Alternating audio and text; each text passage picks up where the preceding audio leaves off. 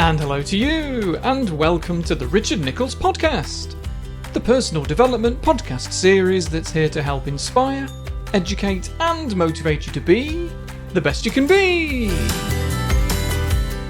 I'm psychotherapist Richard Nichols, and this episode is titled Anniversary Reactions.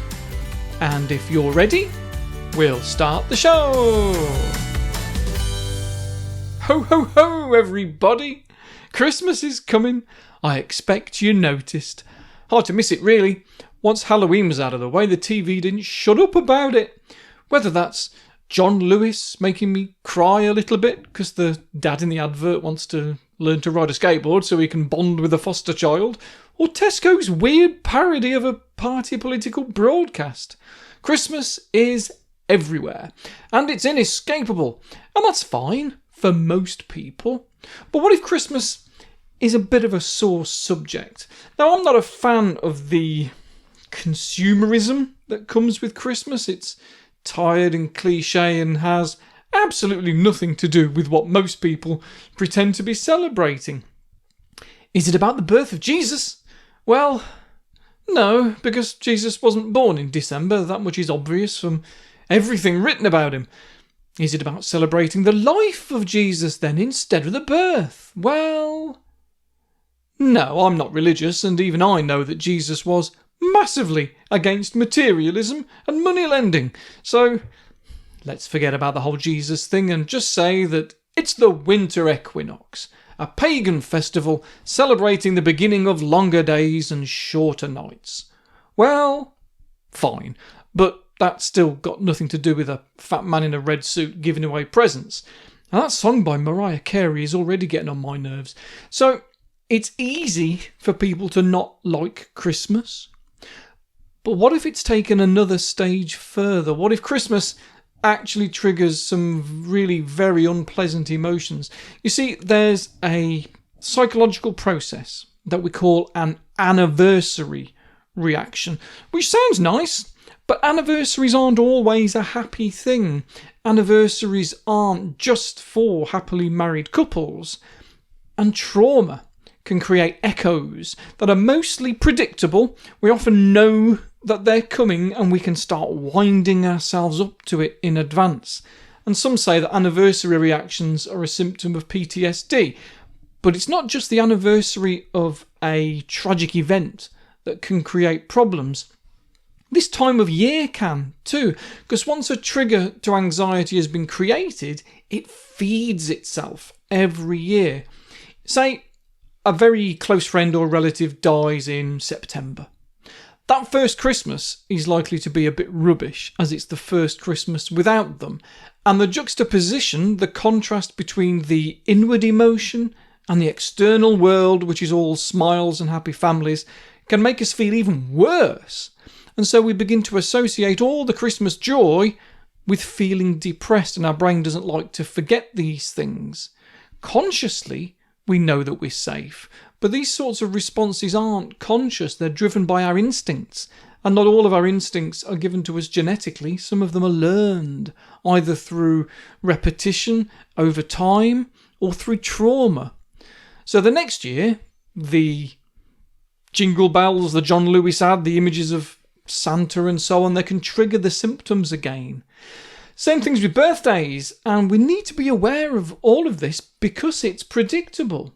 If we know it's coming, then we can ask for support. We can learn to be more resilient to it and break the negative associations. There's been quite a few studies into this sort of thing over the years. There was an interesting investigation a few years ago following a flood in Thailand. And what they did is they followed 400 residents checking for PTSD symptoms every couple of months. As the months went on, the residents' PTSD scores steadily declined. But on the 1-year anniversary of the flood, the scores among the residents where flooding was the worst and rescue work had been the most difficult, they went through the roof. A part of them, back there in the back of their mind, was reminded of the anxiety and reproduced it. We know that grief in particular can have a dramatic effect on our body, our heart in particular. The phrase "a broken heart" doesn't come from nowhere, loss, bereavement, it hurts and genuinely does have a cardiovascular effect. It hurts the heart. Probably the worst thing to happen to somebody is to lose a child. It's tragic, it's unimaginable, but it happens. And studies into monitoring the health of the parents does show that profound grief has an effect. Even evidence to suggest there's an anniversary reaction too. It seems that with mothers in particular, even decades later, there is a significant spike of people dying during the anniversary week of the child's death. But not suicide, this is years later, but of heart problems. Not the cheeriest of research, but it goes to show just how much of an effect our mental state has on our physical health. So, what do we do about it? Well, like I said, if you know it's coming up, you have the luxury of being able to prepare for it. So make sure you eliminate any extra stress in your life. For goodness sake, don't move house that week or change your job or anything like that. See a therapist, learn some tricks of the trade, learn a little bit about hypnosis or meditation, learn to relax, and remember that the anniversary doesn't last forever. Anniversary reactions usually fade within a few weeks anyway. It's rare for it to last even a month. Most clients who come to me with this sort of issue have a tough couple of weeks, but then come out the other side much happier in comparison. If it's Christmas that triggers these feelings, then remember, come Boxing Day, there's going to be Easter eggs on the shelves. It'll be gone and forgotten in no time. There's a phrase I like. Knowing that there's a light at the end of the tunnel makes the tunnel less frightening. So don't bury your head in the sand. The good thing about the anniversary reactivity is that it isn't a secret to you. You know when it's coming. Prepare for the fact that it's going to be a tricky time and put a plan in place to give you some support with the feeling of dread maybe that's brewing. We call that anticipatory anxiety, that feeling when you just know that something bad is coming around the corner. When it's something good, we call it excitement, but when it's something bad, it's anxiety. And in the case of the anniversary effect, anticipatory anxiety. This is good because you have advanced warning. And if it's about a very specific day, someone's birthday or the anniversary of a traumatic incident, you can make plans for the days leading up to it or just after as well, organising extra self-care, letting friends and family know that you're going to need some support from them. I know it can be tempting to isolate yourself around an anniversary like this, but that's not likely to make things better, so you might need to push against those urges to hide away, especially if your self-esteem is low and you don't feel as if you're entitled to support.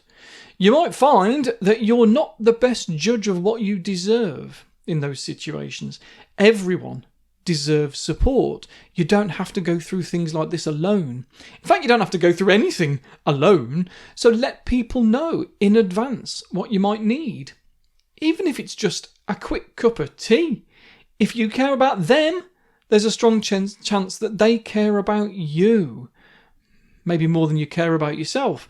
And talking things through with them can be a great way to process what happened and how you feel, especially if they went through it with you at the time. Obviously, it depends what it is that it's the anniversary of, doesn't it? But it can be helpful to talk things through with someone who experienced the trauma alongside you, if that's what happened. In those cases, you don't have to explain too much. They already know what happened. Even if everyone's experiences are different, it can still be very supporting to spend time with someone who knows exactly what it was like to go through it. Going through a traumatic event together creates a bond of shared experiences, a trauma bond. And if there's someone who has worked through their experience and is emotionally ready to talk about it with you, then do that together. But don't just do things on the day. In fact, research has shown that the days immediately after an anniversary are actually the hardest for people. So like I say, plan ahead to have extra support. Arrange some meaningful activities, and depending on how your mental health is, do be aware of the possibility of the need for some sort of crisis plan in case symptoms become really serious and there are thoughts of self-harm. It would be great if your closest allies already knew that this was on the radar, but if they don't, now might be a good time to let them know how serious things have been for you so that they can check in with you. They can keep you distracted, stop you from being alone, more importantly. And obviously, I can't cover all aspects of trauma in a 15-minute podcast episode. You do what works for you and your reactivity, which, for some, might be to commemorate what happened in some way. Especially if this is the anniversary of someone dying, one of the things that keeps anniversary reactions alive is what we would call unresolved grief or stuck grief. If there are aspects of what happened that still feel unresolved, questions that you're not going to find answers for no matter how many times you ask, then you might find it helpful to commemorate the event with some sort of ritual, something ceremonial. Unless this is full-on PTSD, which doesn't need an anniversary to create a reaction, shining a light on what happened shouldn't re-traumatise. It doesn't shine a light on the trauma, it shines a light on the process of moving forward.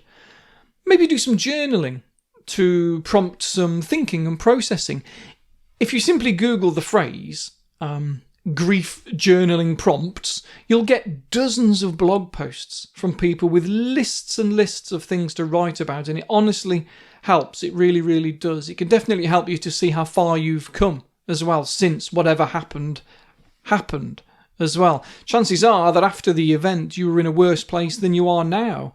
If so, congratulations, you're recovering. Think about that. Write about that. Talk about that. Talk about how far you've come and how you've grown since the event. It can be really very healing. Even the most difficult of experiences can have a positive effect on our life if we can look past the trauma and see the bigger picture. See if you can find some. They're there if you look. Has it brought you closer to somebody? Has it helped you to see new possibilities or priorities? That sort of thing. Now might be a good time to think about it, rather than now than as the anniversary gets closer and when panic sets in. Nervousness and anticipatory anxiety is relatively easy to handle compared to the full-on heart-pounding sweaty palms and that feeling of being unable to breathe. But even in those situations, you have to accept that it's normal to feel that way. Your body is doing what it thinks is the right thing to do to keep you safe. Adrenaline is good. It keeps us away from tigers and lions and so on. But you might have to keep telling yourself, I am safe. This is only adrenaline. Everything's going to be okay. I know it doesn't feel like you're safe in those moments, and that's why you have to keep reminding yourself that you are safe. Eventually your body will realise that there's no threat. You might have to do a bit of a dance or go for a run or something, but it will pass. Even panic attacks do stop eventually. Of course, I say, talk to your friends, talk to your loved ones about how you're doing, but you might have to put your hand in the air and say, I think I need a therapist. If these reactions are going on most days for a couple of weeks and causing other problems like drinking or self-harm, then it might be PTSD or depression rather than just an anniversary reaction. Get on the UKCP or BACP websites. Search out a therapist who can help you. Because although mates are great and journaling is super helpful and insightful, sometimes you need a little bit more. You might need to work out some clearer defined coping strategies and ways of regulating your emotions. And then you can look at the triggers of your reactions with your therapist and do some graded exposure to the memories. It might take you a year to have it under control, but at least you're ready for the next anniversary. So, I know dealing with a difficult anniversary can be really quite distressing, really quite hard to handle for a lot of people, but remember, this is predictable. It's an expected event, and so by preparing yourself for it, putting together a plan for resources and support, you can and you will get through it. Of course, if you want some extra help with how to be your own therapist, maybe consider becoming a patron of mine on patreon.com. There's a lot of psychoeducation episodes on there, with new content every single Monday, and it would really help you, I'm sure. In the meantime, enjoy December. Don't have too many mince pies, or the novelty wears off, and that's a slippery slope to a mince pie addiction. And the only people who benefit from mince pie addiction are Mr. Kipling and that company whose share price tanked last month that makes diabetes medication. Or alternatively, screw it. Have as many mince pies as you like, it's Christmas. Either way, I'll be back in the new year to talk to you again then. Bye bye 2022, nice knowing you. Speak to you next time. Take care.